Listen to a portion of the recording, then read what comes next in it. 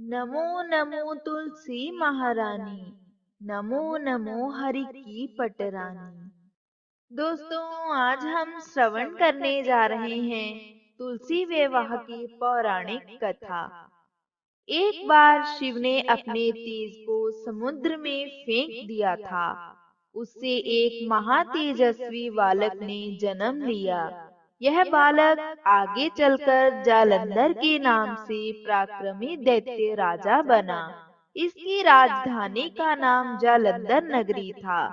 दैत्यराज काल नेमी की कन्या वृंदा का विवाह जालंधर से हुआ। जालंधर महाराक्षस था। अपनी सत्ता के मद में चूर उसने माता लक्ष्मी को पाने की कामना से युद्ध किया, परंतु समुद्र से ही उत्पन्न होने के कारण माता लक्ष्मी ने उसे अपने भाई के रूप में स्वीकार किया। वहां से पराजित होकर वह देवी पार्वती को पाने की लालसा से कैलाश पर्वत पर गया। देवाधिदेव शिव का ही रूप धरकर माता पार्वती के समीप गया, परंतु माँ ने अपने योग बल से उसे तुरंत पहचान लिया तथा वहां से अंतर ध्यान हो गईं। माता पार्वती ने क्रुद्ध होकर सारा वृतांत भगवान विष्णु को सुनाया। जालंधर की पत्नी वृंदा अत्यंत पतिव्रता स्त्री थी। उसके पतिव्रत धर्म की शक्ति से जालंधर ना तो मारा जाता और ना ही पराजित हो सकता था। इसीलिए जालंधर का नाश करने के लिए वृंदा के पतिव्रत धर्म को भंग करना बहुत जरूरी था।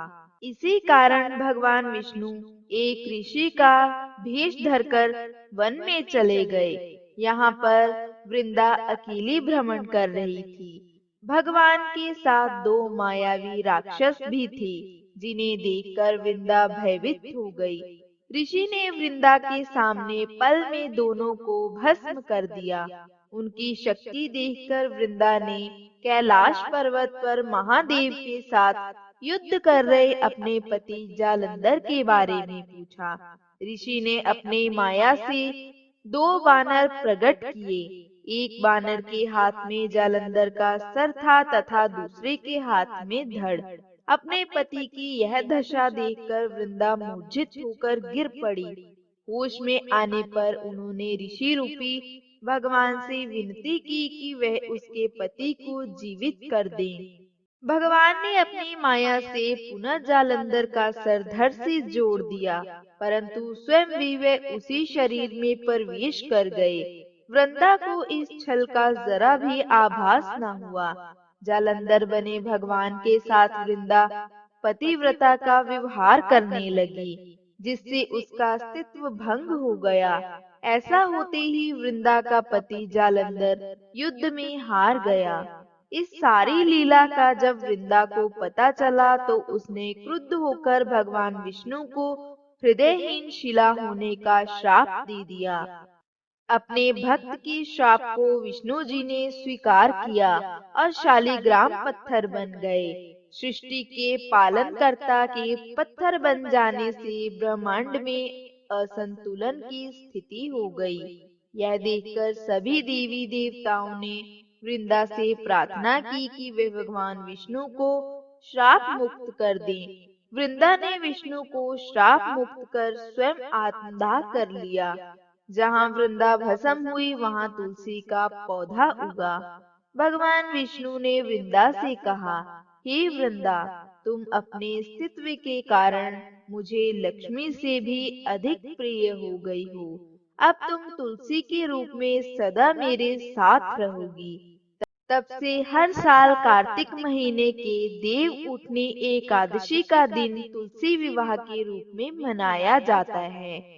जिस घर में तुलसी होती है वहाँ यम के दूत भी असमय नहीं जा सकते। मृत्यु के समय जिसके प्राण मंजरी रहित तुलसी और गंगा जल मुंह में रखकर निकल जाते हैं, वह पापों से मुक्त होकर बैकुंठ धाम को प्राप्त होता है। जो मनुष्य तुलसी व आंवले की छाया में अपने पितरों का श्राद्ध करता है, उसके पितृ मोक्ष को प्राप्त होते हैं। तो दोस्तों, ये थी हमारी आज की तुलसी विवाह की पौराणिक कथा। अगर आपको ये कथा अच्छी लगी तो इसे लाइक करें और ज्यादा से ज्यादा शेयर करें। हमारे चैनल से जुड़े रहने के लिए इसे अभी सब्सक्राइब करें। नीचे दिए गए बेल आइकन को प्रेस करना ना भूलें ताकि आपको हमारी आने वाली हर नई वीडियो का नोटिफिकेशन मिलता रहे। जय माता दी।